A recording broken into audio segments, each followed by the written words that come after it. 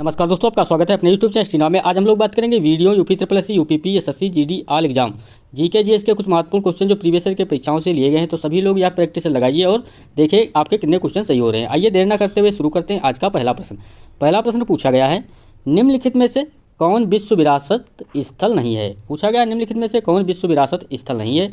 Option दिया गया है आगरा का किला, option B Fatehpur Sikri, option C Taj Mahal, option D Akbar का मकबरा। तो सही उत्तर इसमें क्या होगा? सही उत्तर होगा ऑप्शन नंबर डी, अकबर का मकबरा जो है विश्व विरासत स्थल नहीं है। अब देखते हैं अकबर का मकबरा। अकबर के मकबरे के बारे में जानते हैं। तो यह आगरा शहर के बाहरी इलाके में स्थित है। तो ये कहाँ स्थित है? अगर पूछा जाए अकबर का मकबरा कहाँ स्थित है, तो यह आगरा शहर के बाहरी इलाके में स्थित है। इसमें मुगल सम्राट अकबर का नश्वर अवशेष है, जिन्होंने अपने जीवन काल में ही मकबरे का निर्माण किया था और एक सुंदर बगीचा तैयार किया था। आपको कॉपी में नोट करते रहना है। क्या है अकबर के मकबरे में? इसमें मुगल सम्राट अकबर का नश्वर अवशेष है, जिन्होंने अपने जीवन काल में ही मकबरे का निर्माण किया था और एक सुंदर बगीचा तैयार किया था।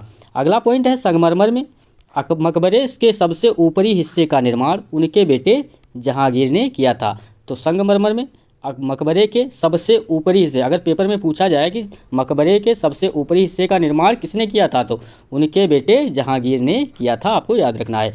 मकबरे का आकार कैसा है? तो पिरामिड नुमा है। यह 5 मंजिला है। तो अकबर का मकबरा कितने मंजिला है अगर पूछा जाए, तो यह 5 मंजिला है। आपको याद रखना और कॉपी में नोट भी करते रहना है। अगला प्रश्न दिया गया है, लखनऊ में बड़ा इमामबाड़ा। लखनऊ में बड़ा इमामबाड़ा का निर्माण कब हुआ? बहुत ही इंपॉर्टेंट क्वेश्चन है, आपको याद रखना है। ऑप्शन दिया गया है 1745, option B 1784, option C 1796, option D 1777।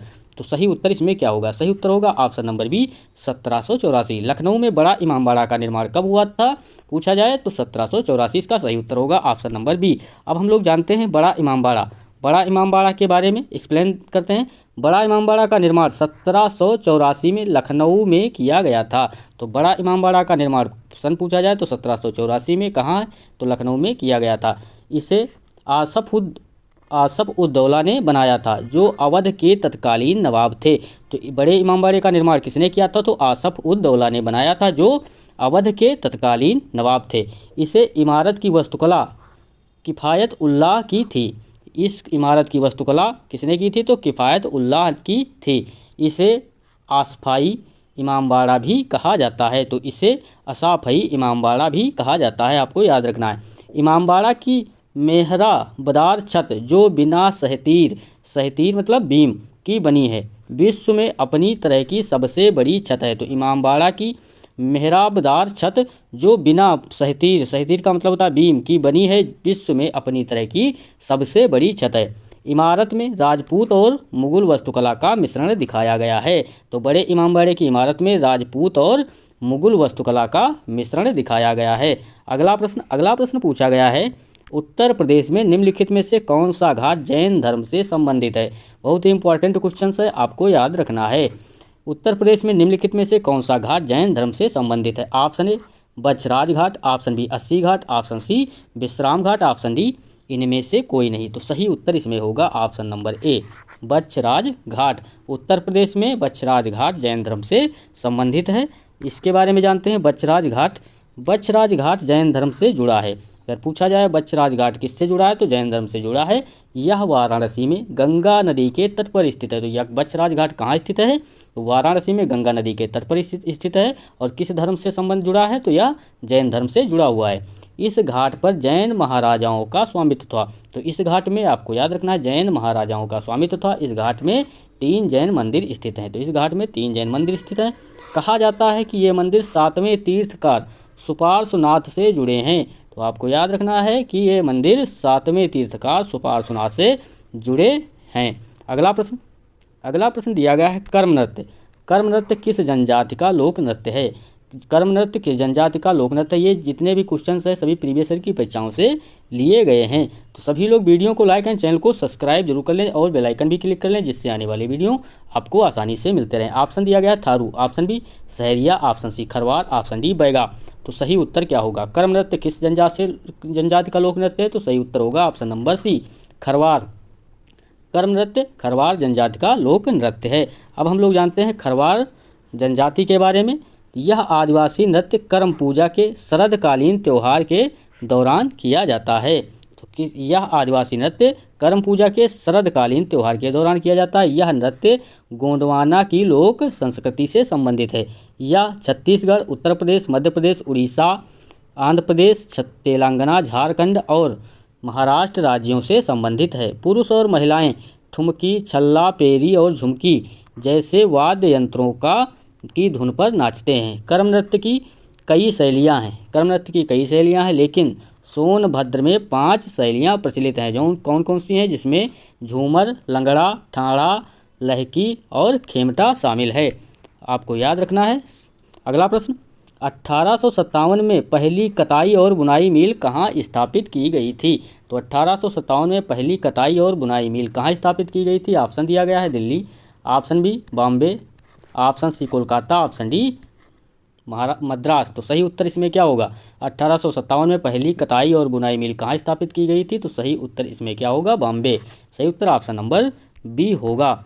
इसके बारे में जानते हैं। पहली कताई और बुनाई मिल 1857 में बॉम्बे में पहली कताई और बुनाई मिल की स्थापना की गई थी। इसके अलावा 1857 में बॉम्बे, मद्रास और कलकत्ता में विश्वविद्यालय स्थापित किए गए थे।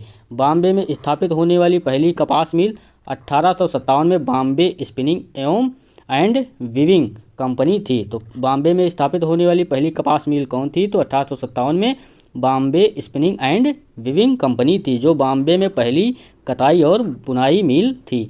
और 1860 तक यह शहर भारत का सबसे बड़ा कपास बाजार बन गया था। आपको याद रखना है। अगला प्रश्न, गरीबी रेखा की अवधारणा पर चर्चा करने वाला पहला राजनीतिक व्यक्ति कौन था? तो गरीबी रेखा की अवधारणा पर चर्चा करने वाला पहला राजनीतिक व्यक्ति कौन था, पूछा गया है। Option A Mahatma Gandhi, option B Rajendra Prasad, option C Raja Rammohan Roy, option D Dadabhai Naoroji. तो सही उत्तर इसमें होगा option number D, Dadabhai Naoroji इसका सही उत्तर होगा। दादा भाई नौरोजी ने अपनी पुस्तक poverty and un British rule in India में गरीबी रेखा का सबसे पहले अनुमान लगाया था। आपको याद रखना है कौन सी बुक? तो दादा भाई नौरोजी ने अपनी पुस्तक poverty and un British rule in India में गरीबी रेखा का सबसे पहला अनुमान लगाया था। उन्होंने प्रति व्यक्ति प्रतिवर्ष 16 से 35 रुपये का अनुमान लगाया। तो उन्होंने प्रति व्यक्ति प्रतिवर्ष 16 से 35 रुपये का अनुमान लगाया। उनके द्वारा प्रस्तावित गरीबी रेखा एक निर्वाह एवं न्यूनतम बुनियादी आहार, चावल या आटा, दाल, मटन, सब्जियां, घी, वनस्पति तेल और नमक की लागत पर आधारित थी। बहुत ही इंपॉर्टेंट क्वेश्चन है, आपको कॉपी में नोट करते रहना है। बिहार में किसान आंदोलन का नेतृत्व किसने किया? बहुत ही इंपॉर्टेंट क्वेश्चन है। बिहार में किसान आंदोलन का नेतृत्व किसने किया? कई बार परीक्षाओं में पूछा हुआ क्वेश्चन है। ऑप्शन दिया गया है Swami Sahajanand Saraswati, option D B Rajkumar Shukla, option C Jayaprakash Narayan, option D Shrikrishna Sinha. तो सही उत्तर इसका क्या होगा? सही उत्तर होगा option number A, Swami Sahajanand Saraswati. सही उत्तर ऑप्शन नंबर ए होगा, स्वामी सहजानंद सरस्वती। स्वामी सहजानंद सरस्वती एक सन्यासी और एक महान सामाजिक राजनीतिक विचारक, बौद्धिक विपुल लेखक, समाज सुधारक और क्रांतिकारी थे। उनका जन्म उत्तर प्रदेश के गाजीपुर जिले में हुआ था, लेकिन उनकी गतिविधियां और आंदोलन अधिकतर बिहार केंद्रित थे। सहजानंद दिवस 19 अप्रैल को पूरे बिहार में मनाया जाता है। तो सहजानंद दिवस अगर पूछा जाए कब मनाया जाता है, तो 19 अप्रैल को पूरे बिहार में मनाया जाता है। 1929 में सोनपुर में स्वामी सहजानंद सरस्वती द्वारा बिहार प्रांतीय किसान सभा BPKS का गठन किया गया। तो आपको याद रखना है कि 1929 में सोनपुर में स्वामी सहजानंद सरस्वती द्वारा बिहार प्रांतीय किसान सभा का गठन किया गया था। तो सभी लोग वीडियो को लाइक एंड चैनल को सब्सक्राइब करें।